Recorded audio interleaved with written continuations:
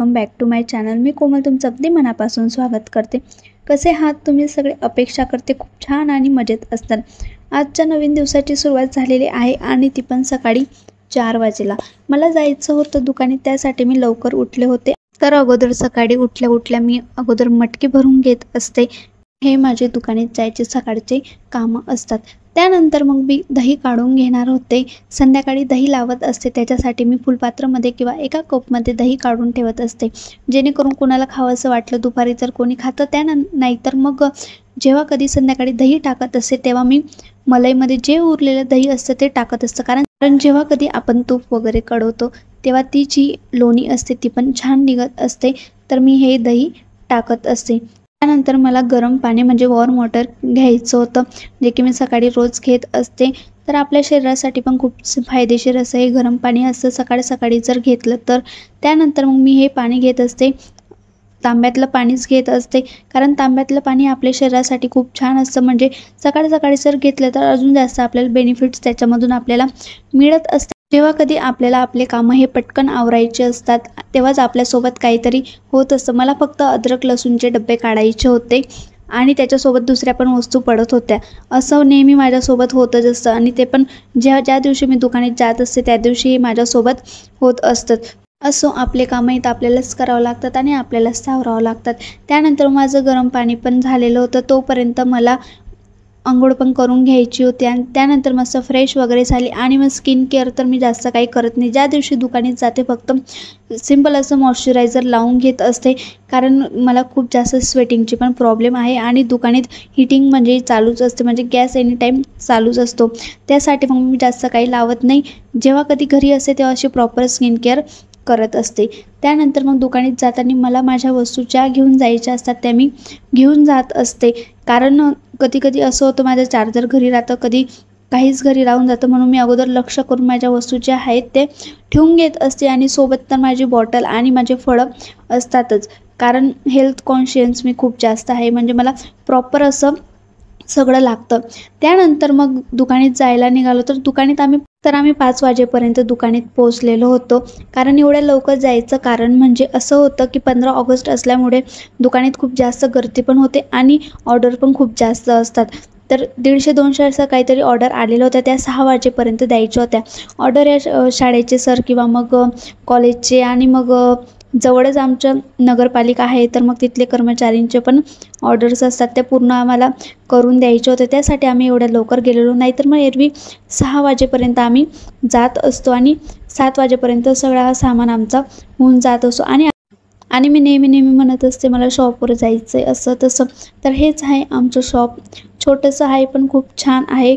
म्हणजे आता 2 वर्ष कंप्लीट झाले, म्हणजे तुम्ही बघताय ब्लॉग 20 तारखेला 18 तारखेला आमच्या दुकानाला म्हणजे 2 वर्ष कंप्लीट झाले आहेत आणि 3रं वर्ष सुरू झालेलं आहे।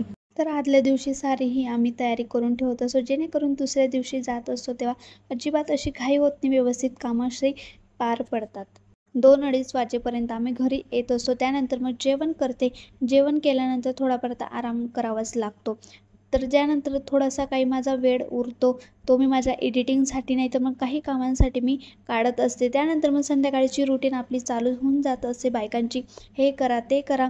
तसंच माझं पण सुरू होत असतं, म्हणजे मी दुकानासाठीच अद्रक लसणाची पेस्ट ही अगोदर दळून घेत असते, कारण कधी कधी असं होतं लाईट जाते, तर लाईट तर सकाळपासून म्हणजे ये जा करतच होते। संध्याकाळी म्हणजे प्रश्न पडतो तोच म्हणजे स्वयंपाक काय करायचं, तोच प्रश्न आम्हाला पण पडला होता। तर छान असे मुगाच्या शेंगा आणलेलं होतं, त्याच निसत बसलेलो होतो, त्यालाच आम्हाला 1-1.5 तास लागलेलं होतं, कारण किती बारीक असे दाणे असतात तसं व्यवस्थित बघावं लागतं।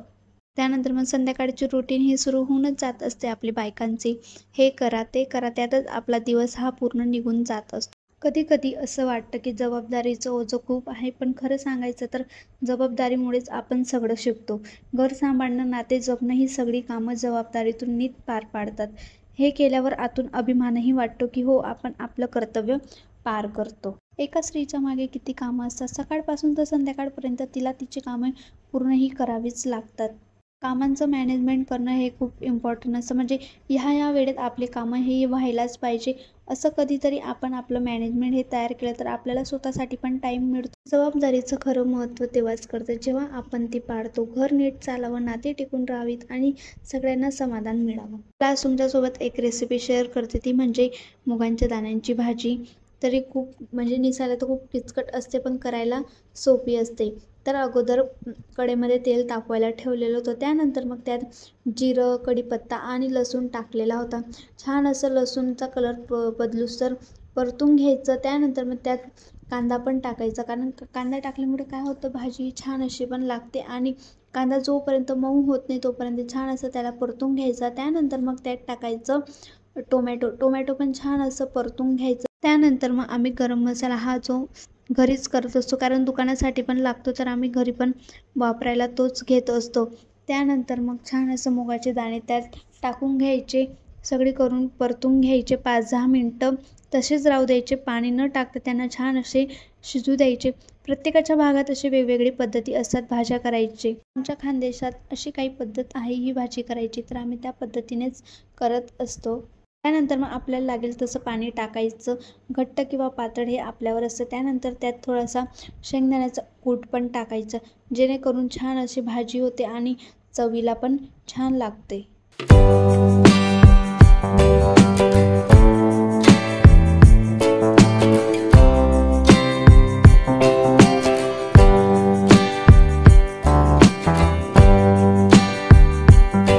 आम्ही दोघींचं नातं हे घरातलं एक वेगळंच नातं आहे.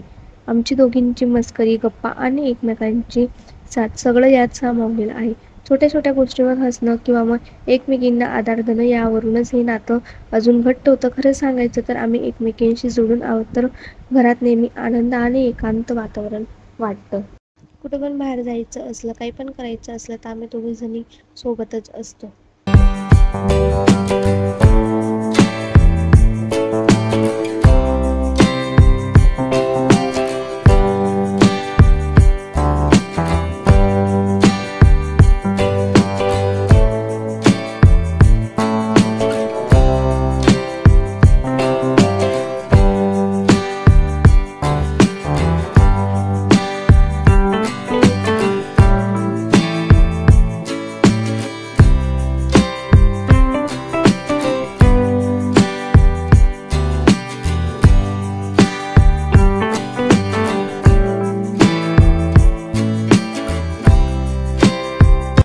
अजून तुमच्यासोबत एक गोष्ट शेअर करायची. हा मी ड्रेस वेअर केलेला आहे. हा माझा 5 वर्ष आधीचा ड्रेस आहे आणि तो आता मला होतो आहे, कारण मध्येच माझं वेट जास्त गेन झालेलं होतं. तर त्यानंतर मग वेट लॉस केलं आणि मग आता हे माझे पहिले ड्रेस मला व्हायला लागलेत. तुम्हाला माझ्या चॅनलवर लाईफस्टाईल असेल, ब्युटी टिप्स असेल, फॅशन असेल, एव्हरीथिंग म्हणजे सगळं काही तुमच्यासोबत शेअर करायचा प्रयत्न नक्कीच करेल. बाय. फक्त बटाटे घेऊन उपवासाची खमंग आणि टेस्टी रेसिपी आज तुमच्यासोबत शेअर करते. त्यासाठी मी बटाटे घेऊन आधी त्यांचे साल काढून घेतलेले आणि नंतर त्याला किसणीवर किसून घेतलेलं आहे. तर बारीक किसणीने मी किसून घेतलं. या बटाट्याच्या किसाला धुवून घ्यायचं नाही, तसाच हा किस घ्यायचा आहे. चवीनुसार मीठ घातलं, 2 ते 3 हिरव्या मिरच्या अगदी बारीक कट केलेल्या, थोडीशी लाल चटणी घातली, तुम्ही त्यात चिली फ्लेक्स पण टाकू शकतात. थोडीशी कोथिंबीर घातली. त्यानंतर मी त्यात अजून छान टेस्ट लागण्यासाठी 3-4 चमचे शेंगदाण्याचा कूट घातलाय. सगळं मिक्स करून घ्यायचं. तर तुम्ही बिना शेंगदाण्याचा कूट न टाकताही करू शकतात. त्यानंतर मी तव्यावर तेल टाकून घेतलेलं आहे सगळीकडे. त्यावर असा गोळा ठेवून थापून घ्यायचं.